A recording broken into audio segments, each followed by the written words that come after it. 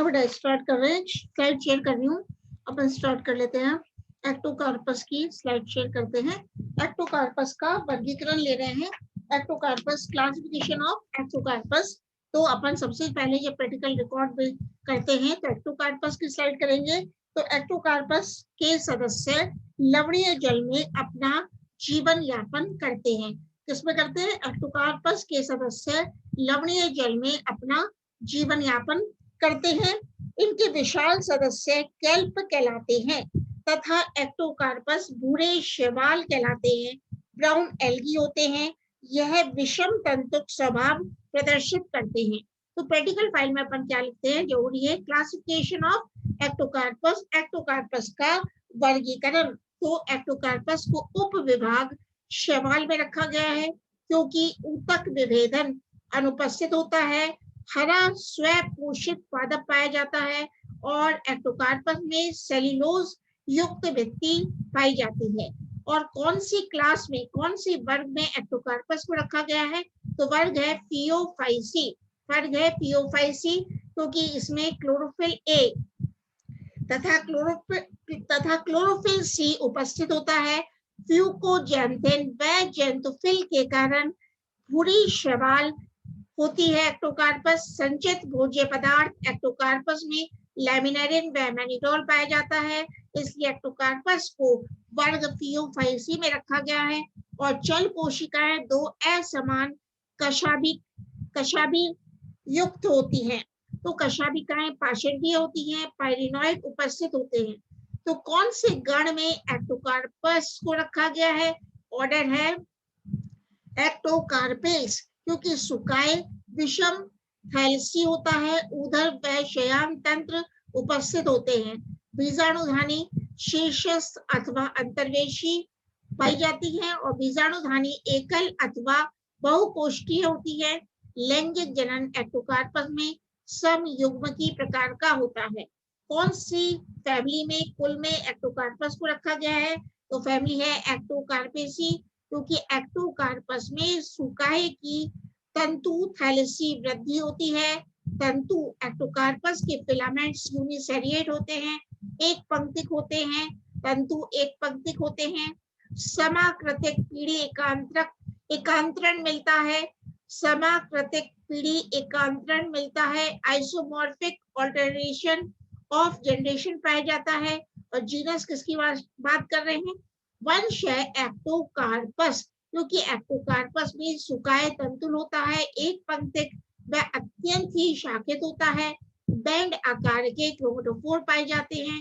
एकल अथवा बहुकोष्ठीय बीजाणुधानी द्विगुणित सुकाए पर उपस्थित और बहुकोष्ठीय युग्मकधानी अगुणित सुकाए पर उपस्थित होती है। तो एक्टोकार्पस का डायग्राम आप प्रैक्टिकल फाइल में बनाओगे तो सबसे पहले सेल स्ट्रक्चर ऑफ एक्टोकार्पस बनाओगे, तो वो भी आपको शेयर कर रही हूँ। आप प्रैक्टिकल फाइल में क्या बनाते हो? देखो बेटा, ये देख रहा है सेल स्ट्रक्चर ऑफ एक्टोकार्पस क्योंकि आप प्रैक्टिकल फाइल में बनाते हो। Outer cell wall, inner cell wall, cell showing the nucleus, chromatophores and the cytoplasm. इसी प्रकार एक्टोकार्पस के क्या बनाते हो आप? एक्टोकार्पस शोइंग यूनिलोक्युलर स्पोरेंजिया, इसका भी आप ये डायग्राम प्रैक्टिकल फाइल में बनाते हो। And ectocarpus showing plurilocular sporangia.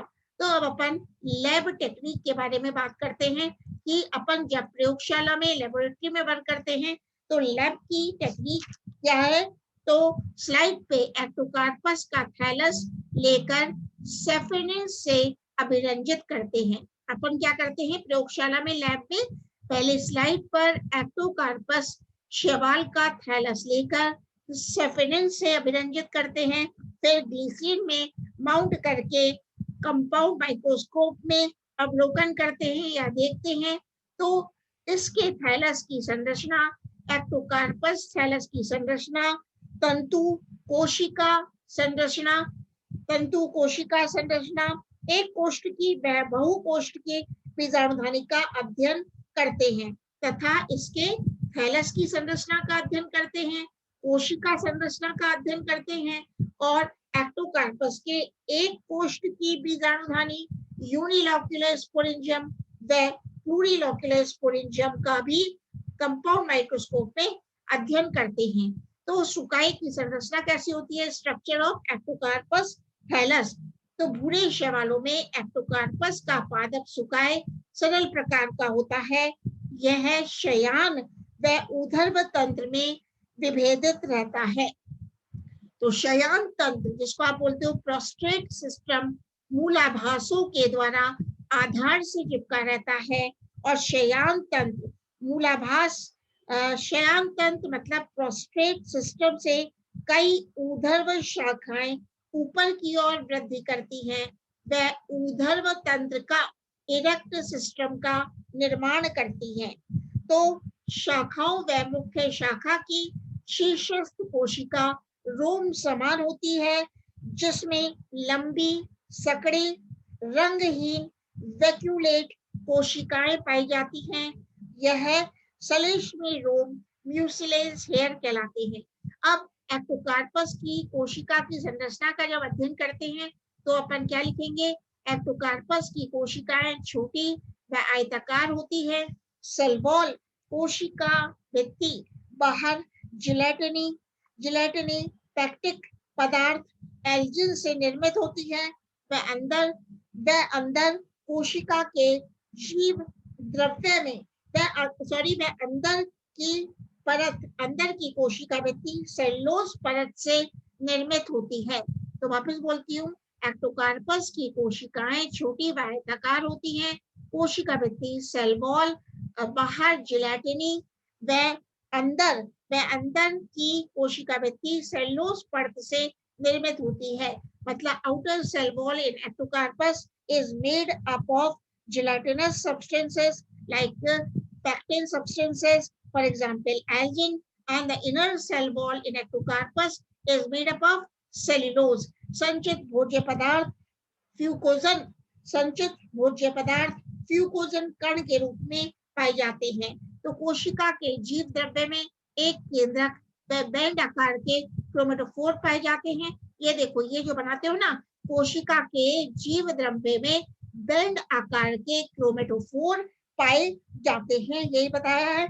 मतलब in the cell of Ectocarpus, जो कि आप चित्र में देख रहे हो, जिसे आप प्रैक्टिकल बुक में पढ़ाते हो, इसमें बैंड आकार के क्रोमेटोफोर्स पाए जाते हैं और एक केंद्रक पाया जाता है, न्यूक्लियस है, एक न्यूक्लियस पाया जाता है।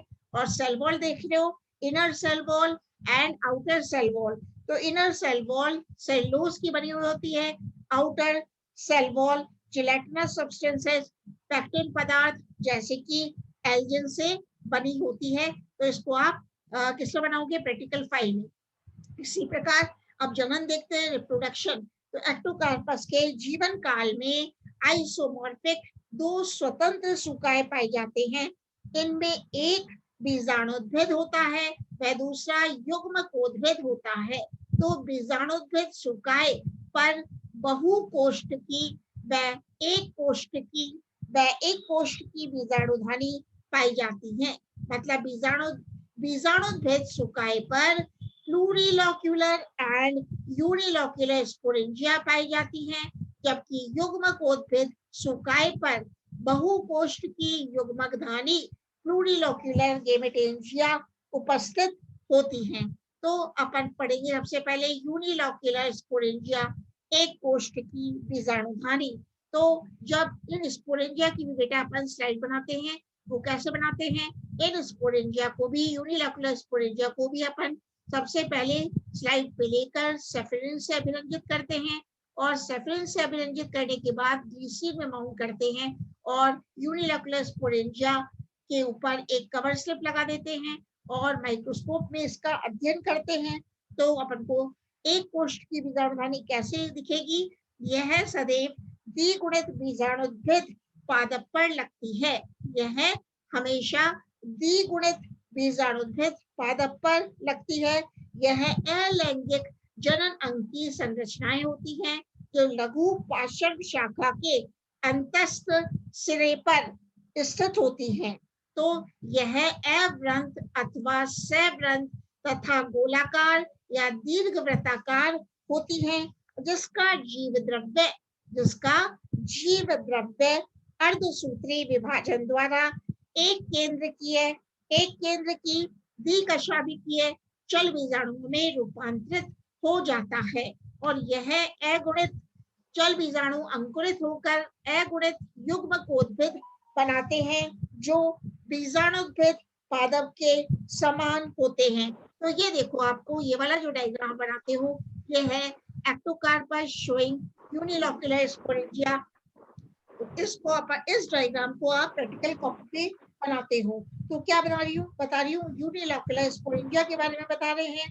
तो यह द्विगुणित बीजाणुद्भिद पादप पर लगती है और यह गोलाकार, ये कैसी है, यह गोलाकार तथा दीर्घवृत्ताकार होता है और इसका जीव द्रव्य यूनिलोक्युलर स्पोरेंजियम का जीव द्रव्य अर्धसूत्री विभाजन द्वारा एक केंद्र की द्विकशाभिकीय चल बीजाणुओं में रूपांतरित हो जाता है। अब किसकी बात कर रहे हैं, प्लूरिलोक्युलर स्पोरेंजिया की, बहुकोष्ठकी बीजाणुधानी की। तो ये देखना, ये वाला डायग्राम आप प्रैक्टिकल कॉपी में बनाते हो, ये दिखा रहा है प्लूरिलोक्युलर स्पोरेंजियम, बहुकोष्ठकी बीजाणुधानी।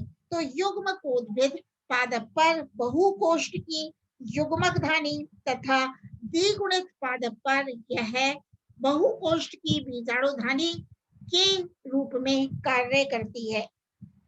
यह सुकाई की थैलस की पार्श्व लघु शाखाओं पर लगती है और बहुकोष्ठकी बीजाणुधानी प्लूरिलोक्युलर स्पोरेंजियम का आकार लगभग अंडाकार होता है तथा ये अनेक छोटी छोटी कोशिका से बनती है। ये देख रहे हो डायग्राम में, जो प्लूरिलोक्युलर स्पोरेंजियम है इसका आकार कैसा है, लगभग अंडाकार होता है।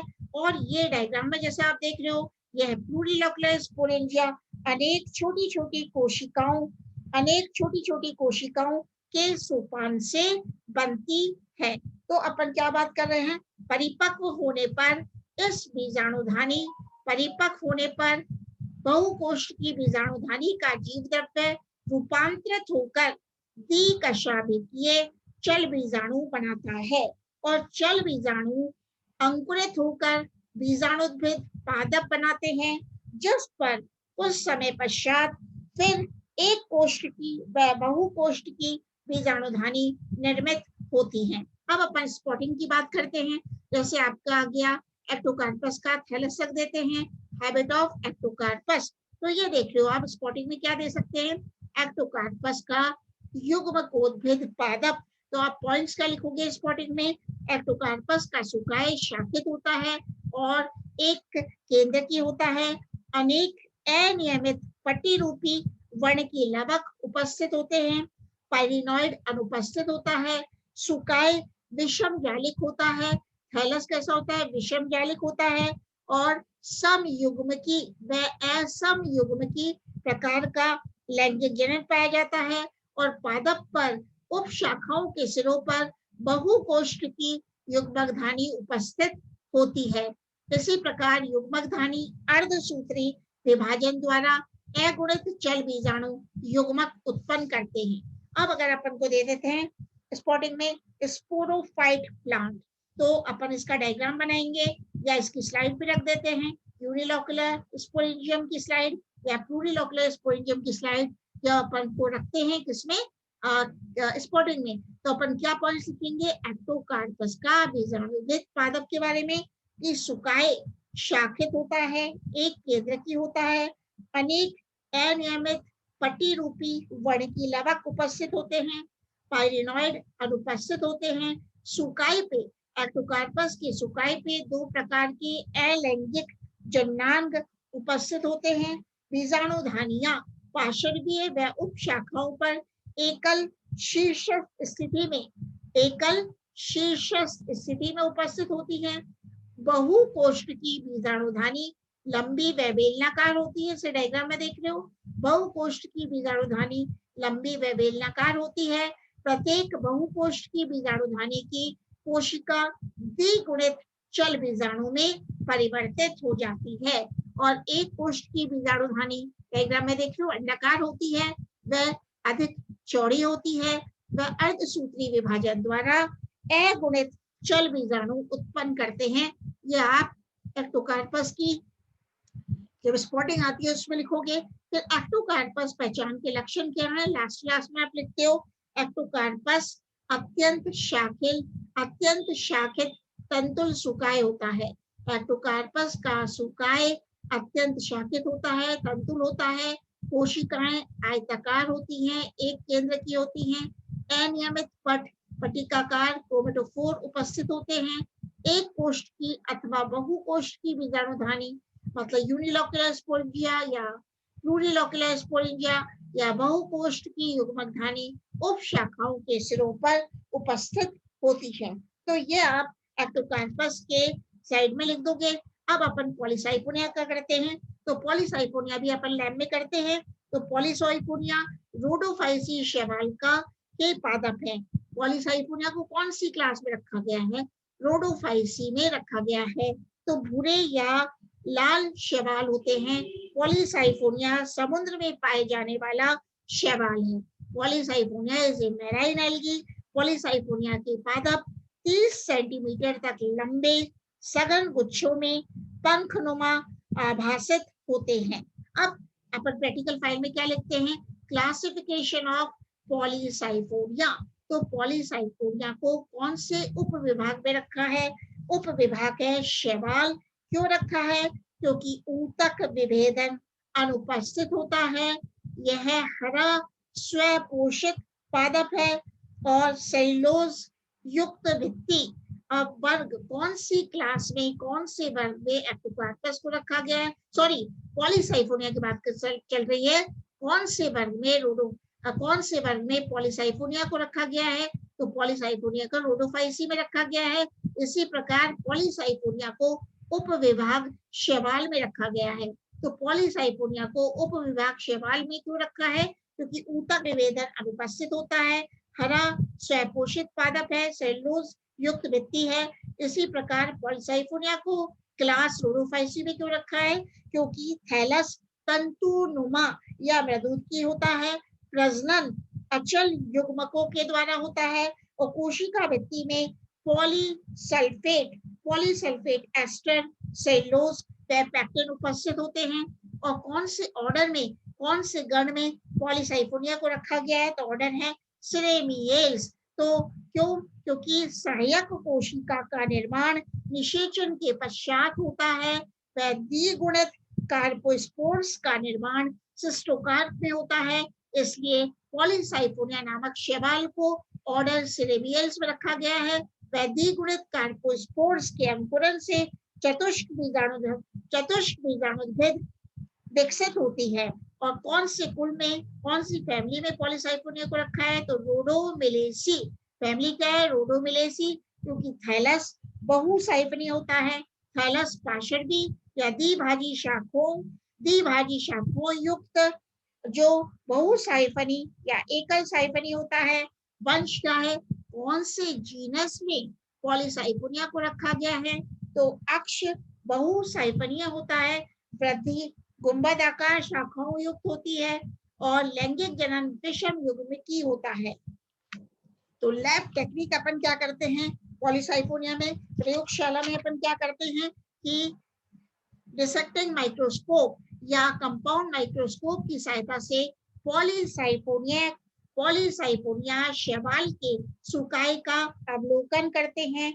इसकी मुख्य व पार्श्व शाखाओं का अध्ययन माइक्रोस्कोप में करते हैं और वे नर व मादा पादप तथा टेट्रास्पोरोफाइट को बेटा सेफिलिन से अभिरंजित करके ग्लिसरीन में माउंट करके माइक्रोस्कोप में पॉलीसाइफोनिया के टेट्रास्पोरोफाइट का अध्ययन करते हैं।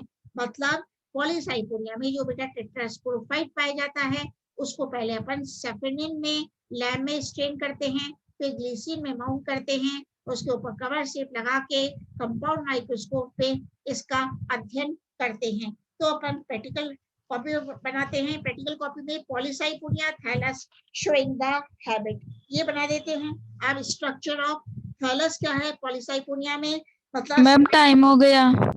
की संरचना। कौन बोल रहा है बेटा 10-15 हुए हैं, 10-15 पे होती है कि क्लास या 10-20 हाँ पे? मैम 10-15 पे। के एंड कर देते हैं।